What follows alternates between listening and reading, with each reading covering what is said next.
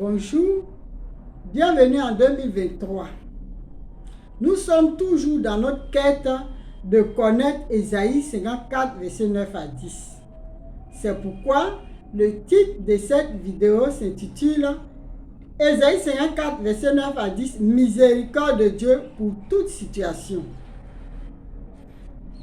Dans le psaume 136, Dieu parle de sa miséricorde qui est présente dans toutes les situations. Et il ajoute qu'elle est éternelle. Il a dit qu'elle dure à toujours, c'est-à-dire qu'elle est éternelle. Nous sommes à la fin des temps.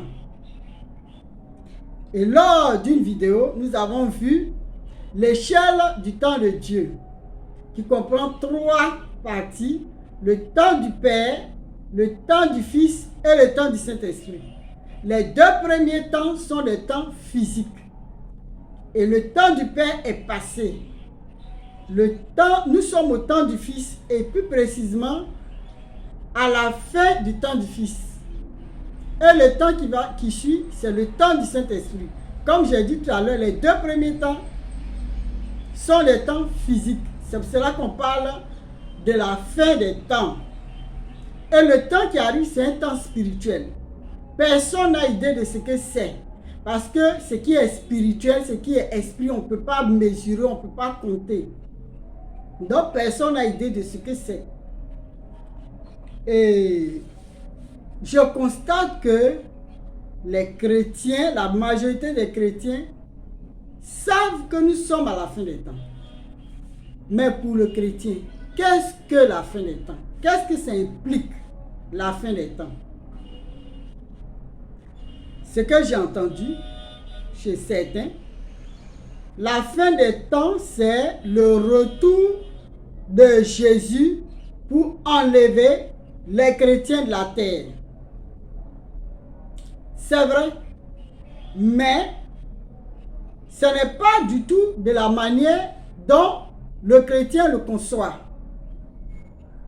Ce ne sont pas les chrétiens seulement qui seront enlevés. Il y aura les chrétiens et 2 personnes. Mais ce n'est pas de la manière dont les chrétiens le conçoivent. Il y a même des films réalisés à ce propos où on voit les chrétiens disparaître dans les airs et les autres qui ne sont pas chrétiens subissent des situations apocalyptiques. Ce n'est qu'une vision purement humaine. C'est une vision physique.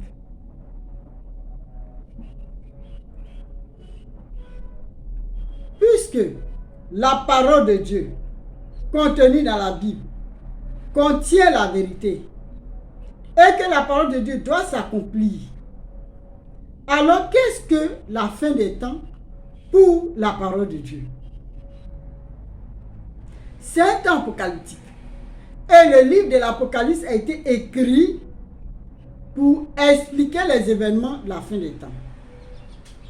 Il faut dire que les événements apocalyptiques de la fin des temps constituent une épreuve pour tout être humain sur la terre, pour passer du temps du Fils au temps du Saint-Esprit.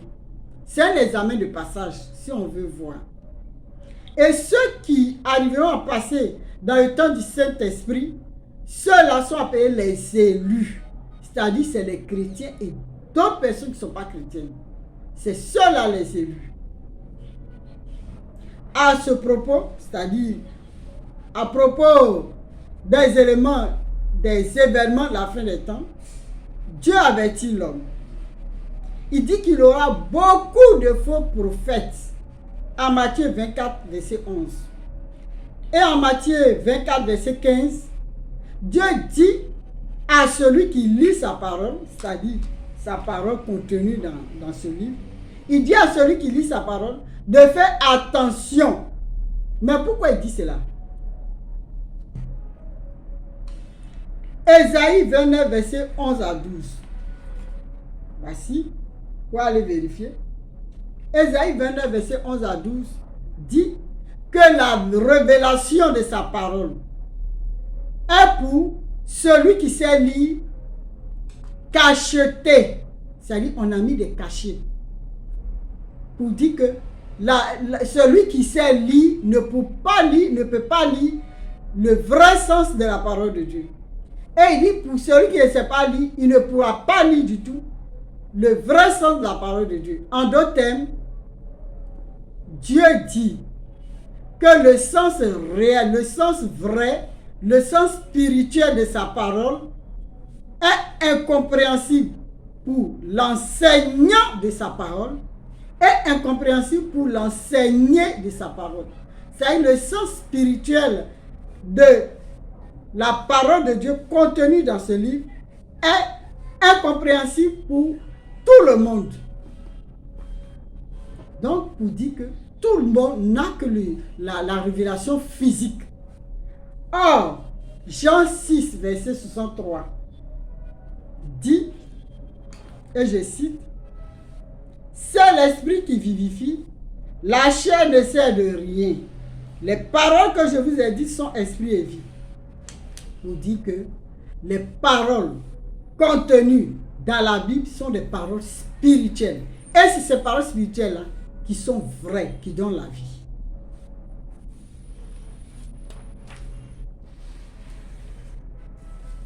Donc, pour l'heure, tout le monde n'a que le sens physique de la parole de Dieu. Et c'est l'une des raisons pour laquelle Dieu dit de faire attention.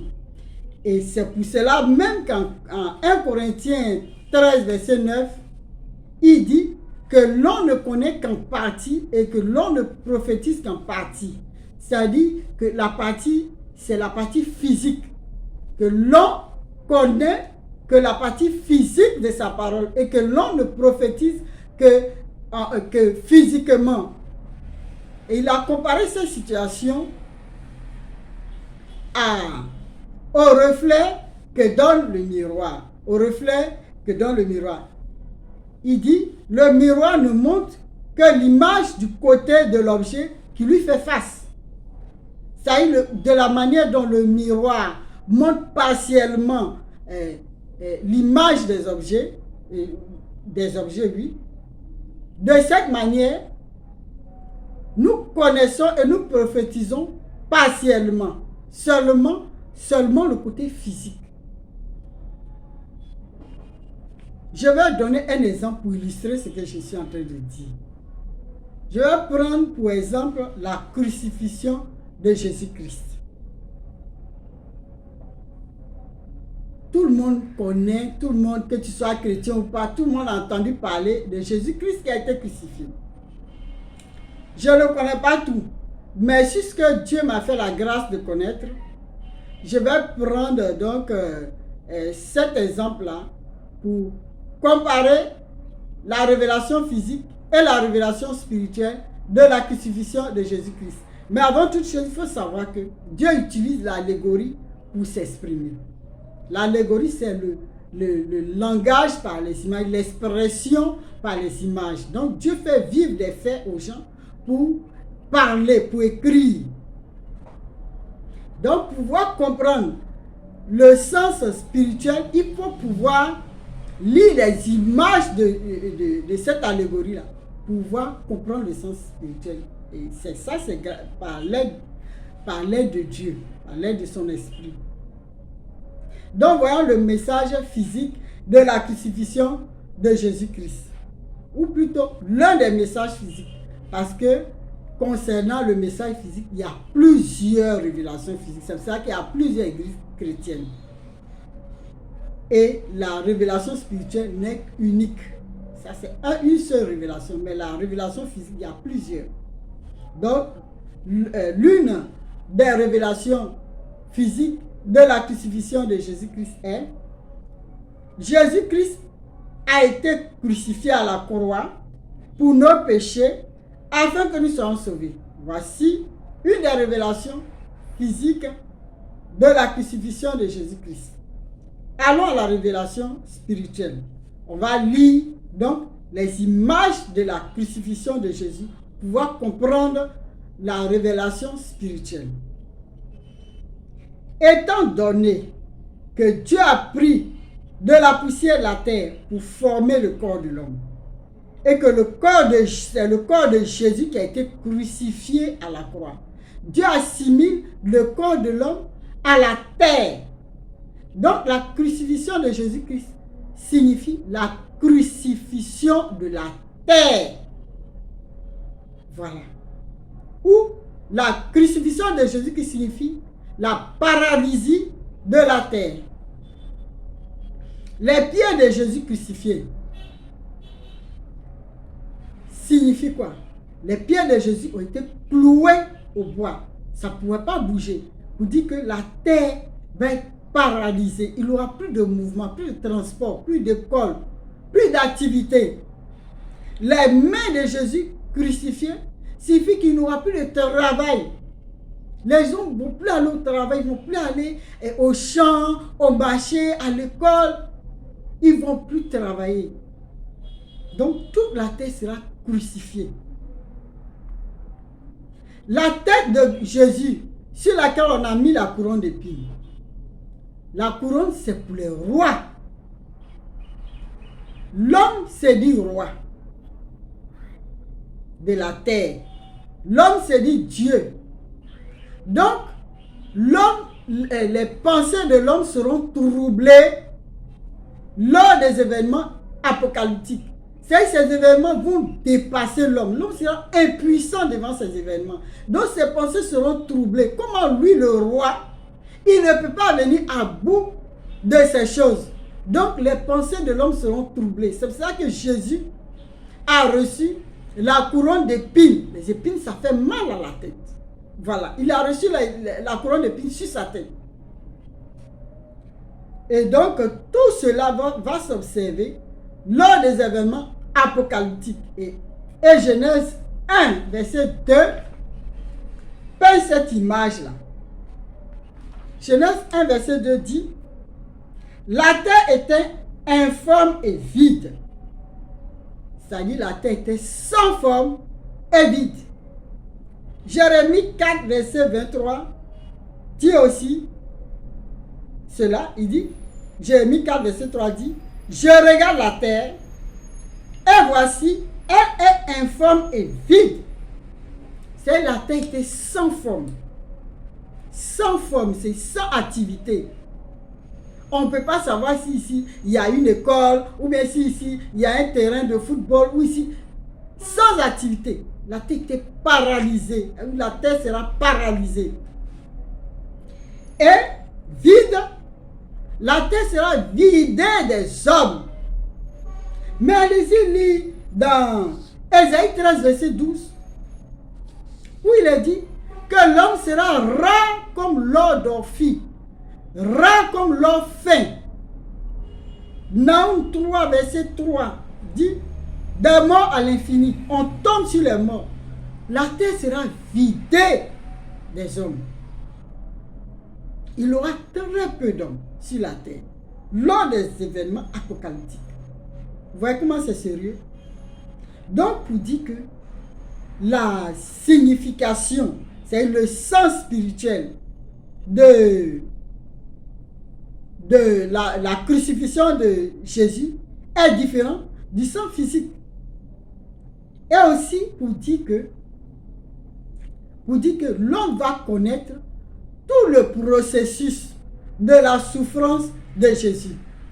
Parce que Jésus l'a dit en Marc 10, verset 39, je cite, et Jésus leur répondit, il est vrai que vous boirez la coupe que je dois boire et que vous serez baptisés du baptême dont je dois être baptisé. La coupe qu'il doit boire, il ne s'agit pas d'une boisson de l'eau. C'est pour dire que la souffrance qu'il va subir, les hommes vont connaître la même souffrance, le même chemin. Vous voyez, Jésus a été accusé de se proclamer roi. L'homme va être accusé de se proclamer roi. Mais vous allez me dire, mais par qui? Par Satan, par la colère de Dieu. Donc l'homme va être accusé de se proclamer roi. Tout comme Jésus. Jésus a été jugé. L'homme va être jugé. Jésus a été condamné à la crucifixion. l'homme sera condamné à être crucifié, paralysé. Et après, Jésus est ressuscité. Il aura des résurrections. Je n'ai pas dit tout le monde. Mais la parole de Dieu dit que certains vont ressusciter. Et cela, c'est dans cela, certains vont être enlevés au ciel parce que Jésus a été enlevé au ciel. Ceux qui seront ressuscités et d'autres personnes vont être enlevés au ciel. Ça, c'est l'enlèvement. Vous avez vu que c'est différent de la conception des chrétiens. Donc, c'est tout un processus pour être enlevé. Et donc, pour dire que tout le processus de souffrance que Jésus a connu, tout ce que Jésus a connu, l'homme va connaître ce chemin. Mais, vous n'avez pas remarqué, tout le monde dit, ah, Corona est fini, et on est en train de tendre vers la guérison, mais vous n'avez pas compris. Il s'agit de présenter les éléments qui vont servir à châtier l'homme lors du jugement de 2019 à 2022. Pendant 3 ans, Dieu présente 3 éléments qui vont servir à châtier l'homme lors du jugement. C'est-à-dire la peste, exemple coronavirus, la famine, la cherté de la vie qui devient de plus en plus chère, et la guerre d'Ukraine, c'est-à-dire l'épée.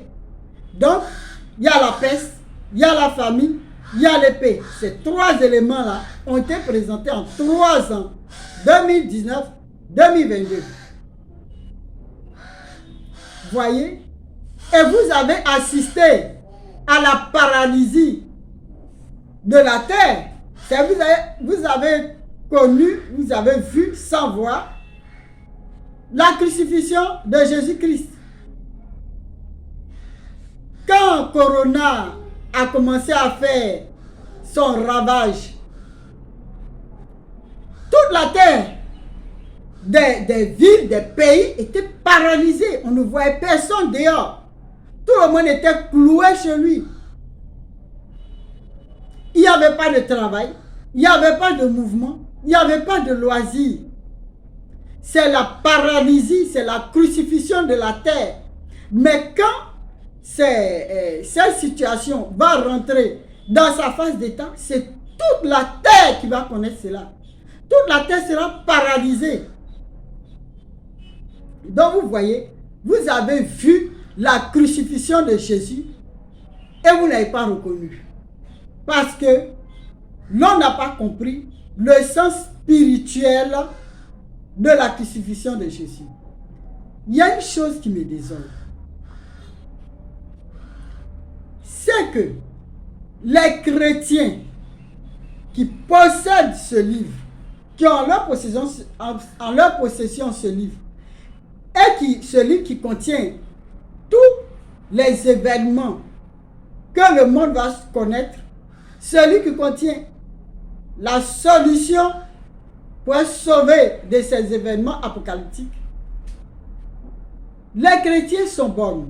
Ils voient d'un côté et ils ne voient pas de l'autre. C'est-à-dire ils voient du côté physique et ils ne voient pas du côté spirituel. Ils sont bons. Le monde qui ne possède pas ce livre, qui s'en fout de ce livre, est aveugle. C'est-à-dire le monde ne voit ni du côté physique, ni du côté spirituel. Donc le monde est aveugle. Et c'est le monde qui est aveugle qui conduit les bonnes qui voient d'un côté. C'est-à-dire le monde qui est aveugle conduit les chrétiens. Cette situation me désole. Je voudrais que vraiment à la suite de cette vidéo, que les chrétiens s'intéressent à la parole de Dieu et demandent la miséricorde de Dieu pour comprendre la révélation spirituelle de ce livre, afin d'avertir le monde. Vous voyez, comme c'est le monde qui conduit, C'est pour cela que il aura crucifixion de toute la terre.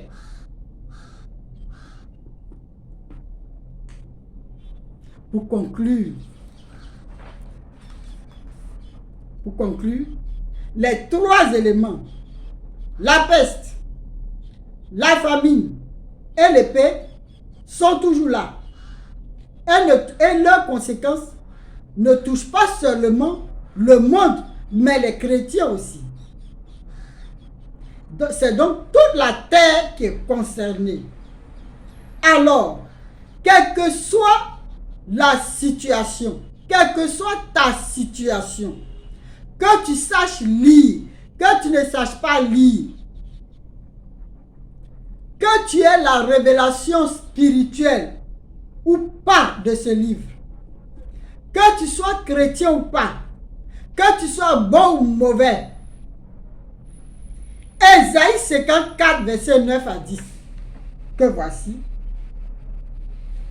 est une alliance que Dieu propose pour toutes les situations, et en particulier pour la situation apocalyptique. Accepte cette alliance avec Dieu, afin que tu sois sauvé, afin que tu sois couvert, protégé. Vous voyez, en Marc 13, verset 33, Dieu a dit, prenez garde, veillez et priez, car vous ne savez quand ce jour viendra. Mais quand il dit prenez garde, de veiller, de prier, c'est-à-dire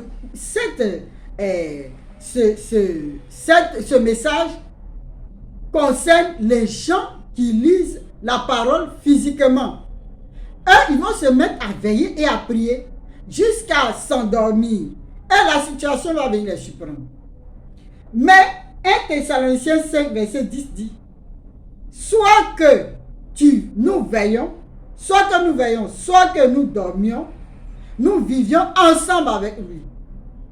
Et ce passage s'adresse aux gens qui comptent sur la miséricorde de Dieu, qui ne comptent pas sur leur force.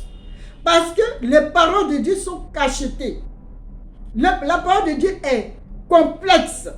Tu ne peux pas t'appuyer sur quelque chose que tu ne comprends pas pour te défendre au jour du jugement, lors des événements apocalyptiques. Donc, il est opportun de s'attacher à la miséricorde de Dieu qui dure à toujours et qui est présente dans toutes les situations. Et la miséricorde de Dieu, c'est Ésaïe. Voici les références. Ésaïe 54, versets 9 à 10. C'est pour tout le monde sur la terre. Je vous remercie de m'avoir suivi et je vous donne rendez-vous à la prochaine vidéo.